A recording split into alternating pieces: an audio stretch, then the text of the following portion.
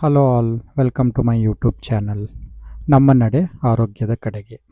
Let's walk towards healthy life.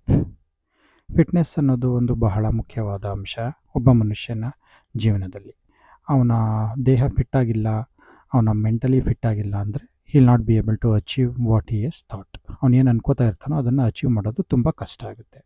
So ನಾವು ಆರೋಗ್ಯವಾಗಿರಬೇಕು ಅಂದರೆ stomach, ಹೊಟ್ಟೆ ಇದೆಯಲ್ಲ, ಅದನ್ನು ಬಹಳ ಚೆನ್ನಾಗಿ ನೋಡ್ಕೋಬೇಕು.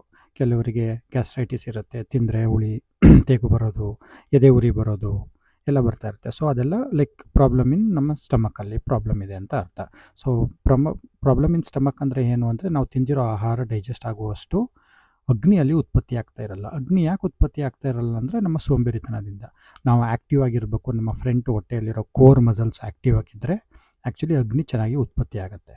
ಸೊ ಅದು ಆ್ಯಕ್ಟಿವ್ ಆಗಿಲ್ಲ, ನಾವು ಸೋಂಬೇರಿತನದಿಂದ ಸುಮ್ಮನೆ ಕೂತು ಕೂತು ಕೂತು ಇದಾಗ್ಬಿಟ್ರೆ ಏನಾಗ್ಬಿಡುತ್ತೆ, ಅದು ಅಗ್ನಿ ಬಾಡಿಯಲ್ಲಿ ಮಸಲ್ಸ್ ಎಲ್ಲ ವೀಕ್ ಆದಾಗ ಅಗ್ನಿ ಉತ್ಪತ್ತಿ ಕಡಿಮೆ ಆಗುತ್ತೆ. ಸೊ ಯಾವಾಗಲೂ ನಾವು ಆ್ಯಕ್ಟಿವ್ ಆಗಿರಬೇಕು, ಫ್ರಂಟ್ ಹೊಟ್ಟೆಯಲ್ಲಿ ಕೋರ್ ಮಸಲ್ಸ್ನ ಆ್ಯಕ್ಟಿವ್ ಇಟ್ಕೋಬೇಕು, ವಾಕಿಂಗ್ ಮಾಡಬೇಕು, ಎಕ್ಸಸೈಸ್ ಮಾಡಬೇಕು. ಎಲ್ಲ ಮಾಡ್ತಾ ಬಂದರೆ ನಮ್ಮ ಹೊಟ್ಟೆ ಚೆನ್ನಾಗಿರುತ್ತೆ. ಮತ್ತು ಈ ಗ್ಯಾಸ್ಟ್ರೈಟಿಸ್ ಇದ್ದಾಗ ಏನು ಮಾಡಬೇಕು ಅಂದರೆ ತುಂಬ ಸಾಫ್ಟ್ ಫುಡ್ ಕನ್ಸ್ಯೂಮ್ ಮಾಡಬೇಕು ನಾವು. Hard food, non veg, chapati ಎಲ್ಲ ತಿನ್ನಬಾರ್ದು.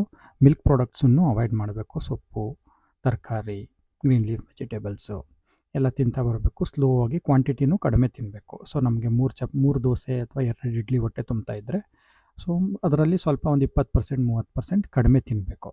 ಸೊ ಆವಾಗ ಏನಾಗುತ್ತೆ, ನಾವು ಅಲ್ಲಿರೋ ಅಗ್ನಿಗೆ ತಕ್ಕನಂಗೆ ಫುಡ್ ಕೊಡ್ತಾ ಇದ್ದಾಗ ನಿಮಗೆ ಇದು ಬರಲ್ಲ. ಸೊ ಇದ್ರ ಜೊತೆಗೆ ನೀವು ಓಂಕಾಳು ಮತ್ತು ಸೋಂಪು ಇರುತ್ತಲ್ಲ, ಊಟ ಆದಮೇಲೆ ಅದು ಆ್ಯಕ್ಚುಲಿ ಅದನ್ನು ತಿಂತಾ ಬಂದರೆ ನಿಮಗೆ ಡೈಜೆಷನ್ನು ಇಂಪ್ರೂವ್ ಆಗುತ್ತೆ. ಸೊ ಅದು ಅಗ್ನಿ ಉತ್ಪತ್ತಿ ಜಾಸ್ತಿ ಮಾಡುತ್ತೆ. ಸೊ ನಿಮಗೆ ಗ್ಯಾಸ್ಟ್ರಿಕ್ ಅನ್ನೋದು ಬಹಳ ಕಡಿಮೆ ಆಗುತ್ತೆ. ಹೊಟ್ಟೆ ಕ್ಲೀನಾಗಿ ಇಟ್ಕೊಂಡ್ರೆ ಫ್ರೆಂಡ್ಸ್, ಅರ್ಧ ರೋಗ ಬರೋದಿಲ್ಲ ಮನುಷ್ಯನಿಗೆ.